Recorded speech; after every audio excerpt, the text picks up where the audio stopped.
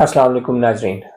ناظرین، پچھلے کچھ دنوں سے میں دیکھ رہا ہوں کہ بہت سارے پاکستانیوں کے دلوں میں انڈین اکانومک کوریڈور کو لے کر بہت سارے مروڑ اٹھ رہے ہیں۔ ہر شخص اپنا یہ درد، اپنی یہ تکلیف اپنے اپنے حساب سے سوشل میڈیا پر بیان کرنے کی کوشش کر رہا ہے۔ میں ان تمام پاکستانیوں سے کہنا چاہتا ہوں، کیپ یور ماؤتھ شٹ۔ جی ہاں، اپنے منہ بند رکھیے۔ انڈینز ایک وطن پرست قوم ہے، دوسری طرف آپ اخلاقی طور پر مری ہوئی قوم، لاشوں سے کفن نوچنے والی قوم اور اپنے لیڈر کے لیے ہر دوسرے شخص کو غدار ثابت کرنے کی کوشش کرنے والی قوم ہے۔ آپ کا مقابلہ کیا ہے انڈین قوم سے؟ ناظرین، انڈیا نے عرب ممالک کے ساتھ مل کر، یورپ اور امریکہ کے ساتھ مل کر ایک دنیا کے سب سے بڑے اکانومی کوریڈور کی بنیاد رکھی ہے۔ یعنی آج یہ دنیا تسلیم کر چکی ہے کہ اگر کسی ملک نے ترقی کرنی ہے تو اس طرح کے اکانومی کوریڈور بہت ضروری ہے۔ ناظرین، آپ دیکھیے گا کہ انڈیا اس اکانومی کوریڈور کے تھرو براہ راست پورے یورپ سے، پورے عرب سے، پورے امریکہ سے ٹریڈ کرے گا، اور دیکھتے ہی دیکھتے اگلے چند سالوں میں انڈیا جو ہے وہ دنیا کی سب سے بڑی اکانومی بن جائے گی۔ ناظرین، آپ کے ملک میں بھی ایک چور، ایک ڈاکو، ایک نااہل شخص نے بالکل اسی طرح کے اکانومی کوریڈور، جس کو ہم سی پیک کہتے ہیں، کی بنیاد آج سے ٹھیک 10 سال پہلے رکھی تھی۔ ناظرین، اس سی پیک کی بنیاد رکھنے کی وجہ صرف یہی تھی کہ تاکہ آپ کے ملک میں خوشحالی آ سکے۔ یعنی جو چیز انڈیا آج کر رہا ہے وہ نااہل شخص، وہ چور شخص آج سے 10 سال پہلے آپ کے ملک کے لیے کرنا چاہتا تھا یا کر رہا تھا۔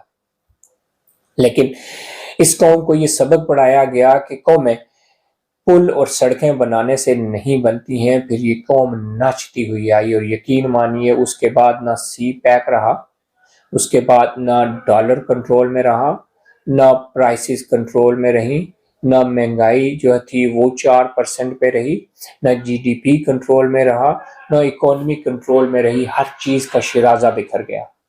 ناظرین، چاہیے تو یہ تھا کہ اس قوم کو چاہیے یہ تھا کہ وہ اس چور، اس ڈاکو، اس نااہل شخص کی قدر کرتے، لیکن نہیں، اس احسان فراموش قوم نے ہمیشہ کی طرح اپنے محسن کی قدر نہیں کی۔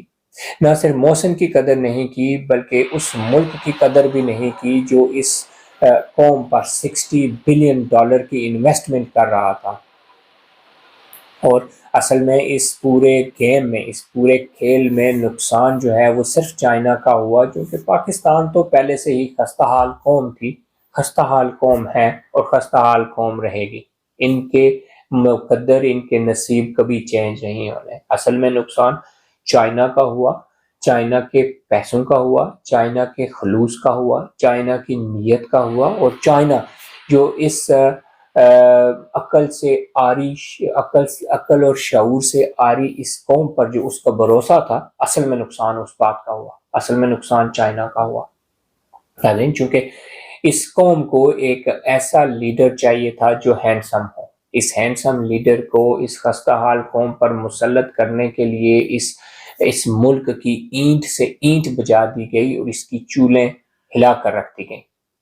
ناظرین، اس کے بعد ایک ایسا ملک تھا جو اچھا خاصا ترقی کر رہا تھا، اچھے خاصے چلتے چلاتے اور ترقی کرتے ملک کو، جس میں پرائسز کنٹرول میں تھی، مہنگائی کنٹرول میں تھی، ڈالر کنٹرول میں تھا، مہنگائی صرف 4% پہ تھی، یعنی انفلیشن صرف 4% پہ تھی، آپ کا جی ڈی پی 6.1% تھا، اور ملک اچھی خاصی ترقی کر رہا تھا، اور امید کی جا رہی تھی کہ ملک اگلے چند سالوں میں G20 میں شامل ہو جائے گا۔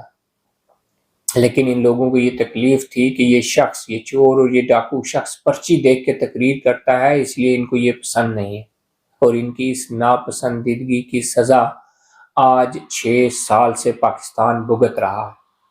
میں اس تمام پاکستانی قوم سے کہنا چاہتا ہوں کہ آپ کو کوئی حق نہیں پہنچتا کہ آپ اس بات پر سیکھ پا ہوں یا تکلیف محسوس کریں، یا ایون تانا دیں کہ دیکھیں جی انڈیا چاند پر پہنچ گیا ہے، انڈیا نے بہت ترقی کر لی ہے، انڈیا اکانومک کوریڈور بنا رہا ہے، اور ہم دیکھیں جی ہم کیا کر رہے ہیں۔ یقین مانیں آپ، لاشوں سے کفن نوچنے والی قوم اور قبر میں پڑی لاشوں کا ریپ کرنے والی قوم، ایک کوریڈور تو کیا، آپ کسی کی بھیک بھی ڈیزرو نہیں کرتے۔